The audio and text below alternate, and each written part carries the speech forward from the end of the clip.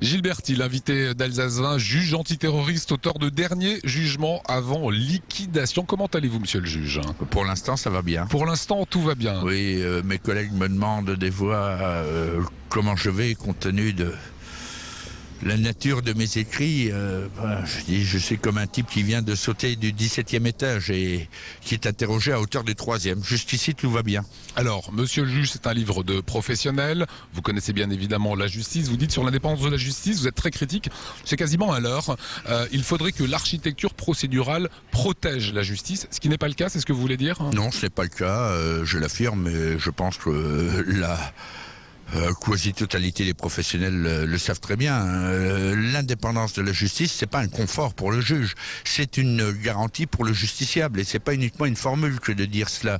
Si demain je suis amené à vous juger, je vous jugerai bien ou mal, mais au moins vous devrez avoir l'assurance que le juge qui vous juge de bonne foi, en toute impartialité, en toute indépendance d'esprit, et il ne vous jugera pas dans un sens ou dans un autre parce qu'on lui en aura donné l'instruction de le faire. Sans pression politique. Sans pression politique, sans pression d'où qu'elle vienne. Vous exprimez à propos de Jean-Louis Nadal, procureur général de la République, qui est en gros le procureur des procureurs. De la Cour de cassation, oui, qui est à la retraite. Qui est à la retraite et qui dénonce l'instrumentalisation de la justice par les politiques. Les attaques aujourd'hui viennent de l'Élysée. Oui, le président de la République est constitutionnellement le garant de l'indépendance de l'autorité judiciaire.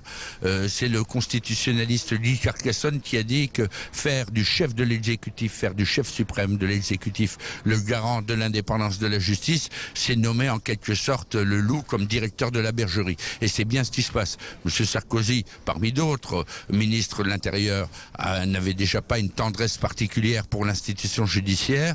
Je constate que depuis qu'il a été président de la République, on a vu qu'il n'avait en rien rabattu ses saillies contre l'institution judiciaire. Qu'est-ce que ça veut dire quand vous dites le sniper en chef, c'est le ministre de l'Intérieur, hein?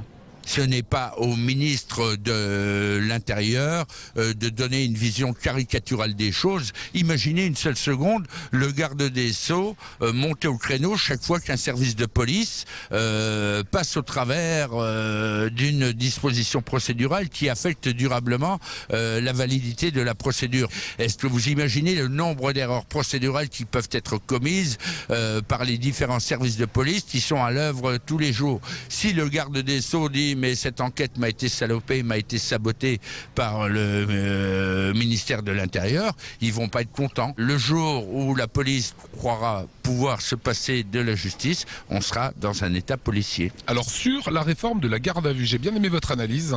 Vous expliquez que l'avocat peut rencontrer son client, donc le mettre au fait de certaines informations. Dans les cas de grand banditisme ou d'affaires de terrorisme en Corse, etc., l'avocat est souvent le même avocat que tous les prévenus, ce qui fait qu'aujourd'hui c'est plus difficile pour la police de recueillir des aveux parce que l'avocat va venir contrecarrer un petit peu ce jeu policier-voyou.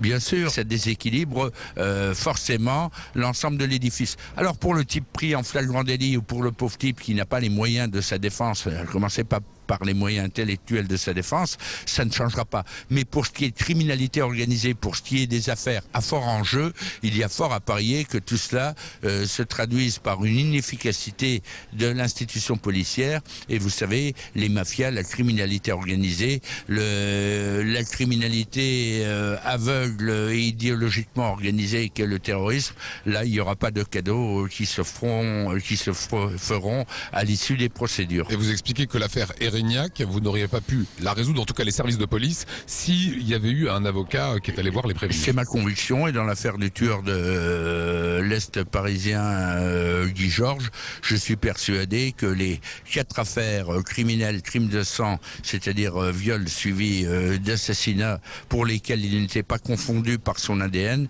eh bien il ne serait pas passé aux aveux, parce qu'il est passé aux aveux dans cet étrange huis clos entre un enquêteur heures, qu'il interroge, et puis à un moment où on touche la corde sensible et on arrive à recueillir des aveux. Dernier jugement avant liquidation, c'est la liquidation totale de la justice et les soldes. Je pense que c'est plus probablement la liquidation de l'auteur, mais quelque part, c'est une liquidation d'une certaine idée de la justice. Parce qu'une institution judiciaire, il en restera toujours une. Je crois même qu'il y a une justice en Tchétchénie, mais le tout est de savoir ce qu'elle vaut véritablement. Voilà, merci à vous, monsieur le juge Gilbert Thill, invité d'Alsace 20, dernier jugement avant liquidation.